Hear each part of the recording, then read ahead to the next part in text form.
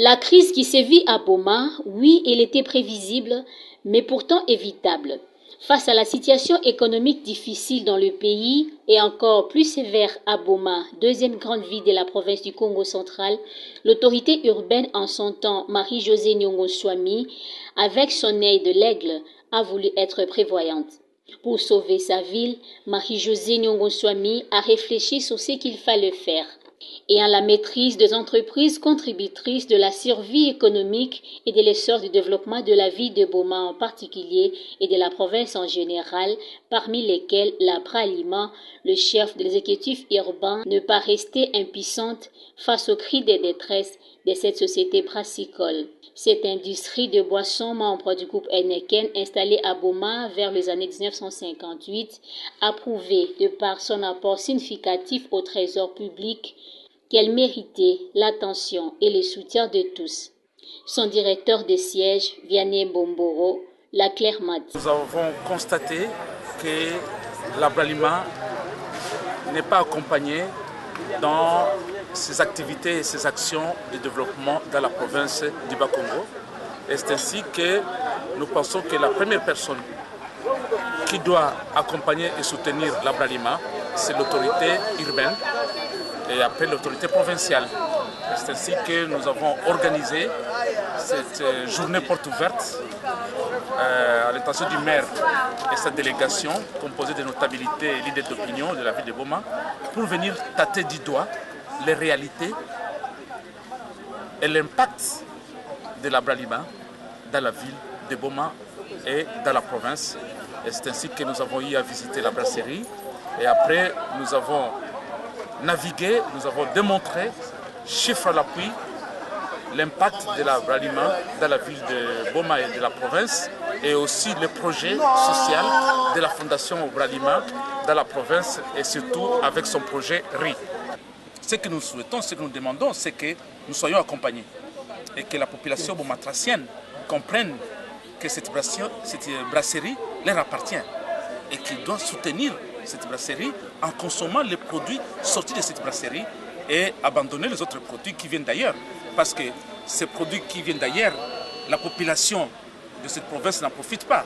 Or, nous payons les taxes. Vous avez vu les chiffres que nous faisons circuler, les montants colossaux que nous injectons dans la vie socio-économique de la province et qui permet aux fils, aux filles de cette province et de la ville de Boma de vivre. Parce que sans la Bralima, je vous dis que la province du Bas-Congo et particulièrement la ville de Boma peut avoir des problèmes. Mais on est encore là et c'est un message d'espoir. Nous sommes là, mais nous voulons être soutenus et être compris. Il a été aussi dit, si la Bralima tousse, toute l'économie de la province du Congo central est malade. Consciente de la situation gravissime, Marie-Josée s'est mobilisée avec à sa suite la notabilité, quelques cadres d'entreprise et leaders d'opinion pour se rendre compte de la réalité. C'est au cours d'une journée porte ouverte organisée à son intention que tout a été clairement démontré.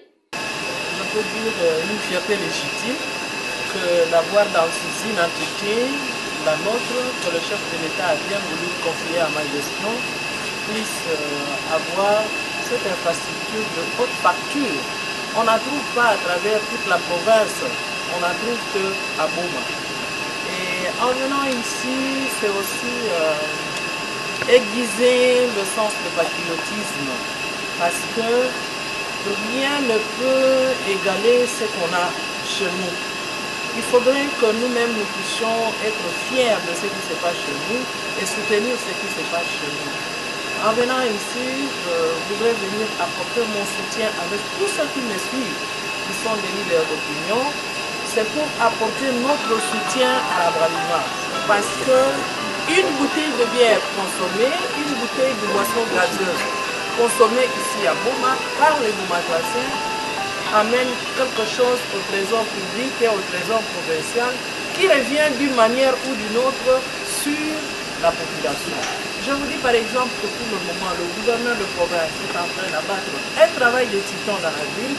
Vous avez vu que la ville est en train de prendre sa plus belle robe, entre autres, pour que le gouverneur ait l'argent qu'il faut pour pouvoir investir dans la province accompagner le chef de l'État dans sa politique, dans sa vision managériale de révolution de la modernité. Entre autres, il y a l'abraliment. Parce que quand on a payé une bière, quelque chose va au trésor national, quelque chose entre au trésor provincial et ça revient pour pouvoir faire émerger la ville de Goma. Donc en venant ici, on ne doit pas se cacher ce qu'on doit se dire. Clairement, patriotisme oblige, il faut aller là où il y a le retour de l'ascenseur. Je paye une bière, ça revient au trésor provincial, ça investit pour l'amélioration des conditions de vie, ça ajoute quelque chose pour l'amélioration du cadre de vie, et c'est ce qu'on appelle la révolution de la modernité. Le paiement régulier des factures de fournisseurs tels que la Régie des eaux, la SNEL, l'OCC, la SCTP, pour ne citer que ces sociétés, permettait à celles-ci de faire face à leurs charges. Le président de la NEP l'a même reconnu ce jour-là. Actuellement, s'il y a une industrie, s'il faut considérer comme étant une industrie à Boma, je pense que l'abraliment est parmi les leaders. Donc si l'abraliment arrivait à fermer par mévente, ce serait catastrophique. Moi-même, tel que vous me voyez, représentant de la NEP, mais toutefois en tant que responsable du port de Boma, je vous dirais que la moitié des conteneurs qui arrivent à Boma, c'est l'abraliment qui les impose, ce sont les conteneurs de Malte et ainsi de suite. Si l'abraliment arrivait à fermer, je perdrais une bonne partie du trafic comme nous l'avons perdu avec les véhicules. Donc nous avons tout intérêt tous à pouvoir soutenir cette action d'abraliment. Comment soutenir l'abraliment? Comme ils l'ont dit, en prenant la bière d'abraliment, en augmentant la consommation de la bière, ainsi faire augmenter le chiffre d'affaires d'abraliment et lui permettre d'arriver à assurer ses charges qui sont dirigées vers nous les autres entreprises connexes, c'est-à-dire les fournisseurs de services, entre autres des matières et des services, les agriculteurs pour les matières, en ce qui concerne le riz, la SNEL pour le courant, la Régie des eaux pour l'eau, et nous pour les services portuaires, et ainsi de suite. Même son des cloches du côté des membres de la délégation d'Enswami.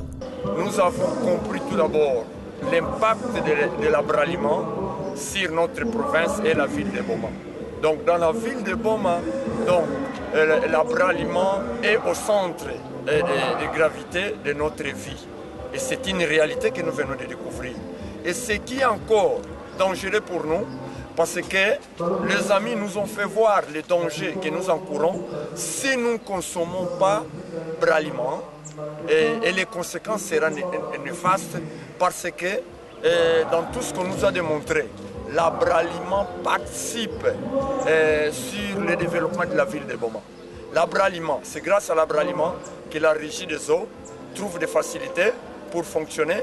C'est grâce à l'abraliment que la SNEL trouve aussi la vie. C'est grâce à l'abraliment que l'OCC aussi trouve la vie. C'est grâce aussi à l'abraliment que nos amis de l'OFIDA ils savent comment fonctionner. Que nous devions suivre ce que Madame le maire vient de dire, que nous devions consommer localement pour que nous puissions soutenir l'aliment. Je pense que ça serait une bonne chose. La consommation locale, ça serait un soutien direct par rapport à l'abraliment. Bana Boma, mutinu mekatoko tuba Madame le maire. Betu sala ngolo, samuna ko consommer bière na beto local. Parce que kanangeza bave ngene ndaza bave ikimambuka na kumutu mutindu bame kutoka stadi la beto exposé ya façon bralement qui tambelaka betu bemona ke na kupedre izini ya Boma betu mingi ke mona passe. Elle s'est portée garant de soutenir et d'accompagner l'abraliment, dont l'action consistait à offrir un contrat gagnant-gagnant avec la province d'une part et avec la population bomatracienne en particulier. Mais sa démarche salvatrice, certains élus l'ont même contrecarrée, la qualifiant d'agent marketing de l'abraliment. Pourtant, par sa détermination patriotique, elle voulait simplement inviter la population bomatracienne à consommer les produits de l'abraliment pour s'assumer et parvenir à être à la fois actrice et bénéficiaire de son propre développement. Dommage, Très peu de compatriotes l'ont compris. Marie-Josée ne s'est pas trompée en tout cas. Épris du patriotisme, la patronne de la ville à l'époque a mené des plaidoyers à tous les niveaux pour ne pas voir la Bralima fermer ses portes. Devant ses hôtes, ses sentiments sont clairement définis dans un livre d'or de l'entreprise. Oui, en tant que gestionnaire de la ville en son temps, elle a fait ce qu'elle pouvait faire. Personne ne l'a entendu. Et oui, la crise économique dans la ville de Boma, on en parle aujourd'hui. Pourtant, cette experte de la territoriale a donné le meilleur d'elle-même pour éviter les pires.